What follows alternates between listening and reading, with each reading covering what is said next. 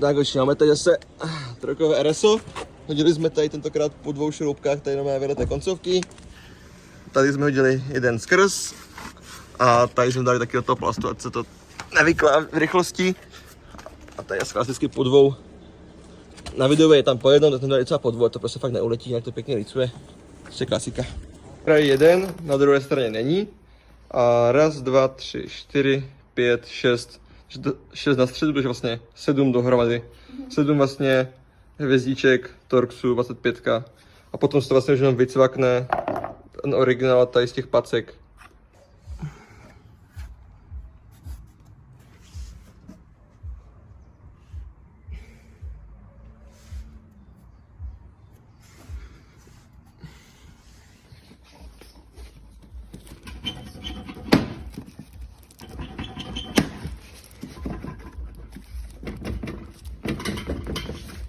No a ještě toto. Čekaj, teďka tady asi to packu nezlomíš opatrně. Jo. Tak, origo je venku. Chci zacvaknout ty 3 packy. To tu střední, máš zvedlou? Jo. Takhle. Teď tuto nahoru. Teďka to zatlačit. Tady nás to drží někdo trošku. Cca tu, ne? Jak to viděl?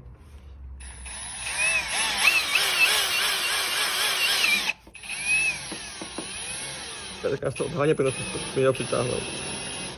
Dobrý.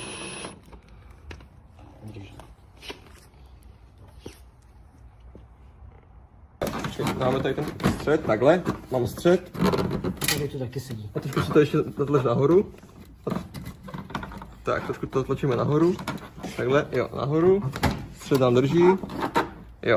A teďka zároveň s tou koncovkou.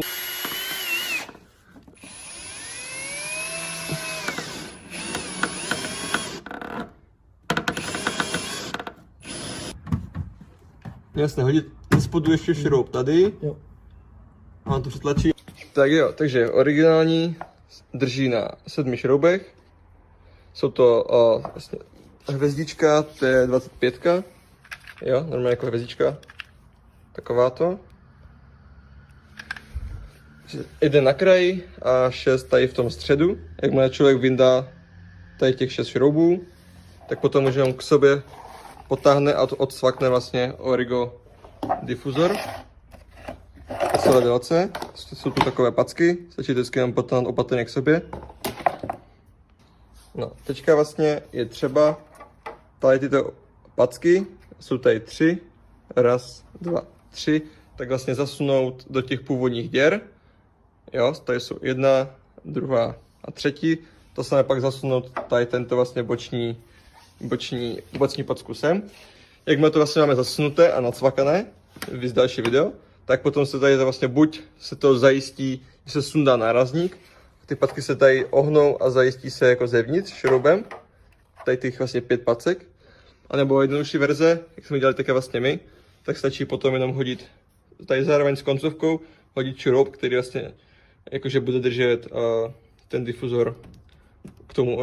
Jakmile se to vlastně dopasovává, tak si ty bacha, ať vás to tady neodhání vlastně ty origo držáky, takže vlastně to vlastně patří ten difuzor pod dně, jo, a uchycení ze spodu, tak potom tady se vlastně hodí i ten origo šroub, ta hvězdička, co tam vlastně, jak vlastně bylo původně 7, tady se hodí 1 dolů a tady se to potom zajistí do tohoto plastového tady tím krátkým černým.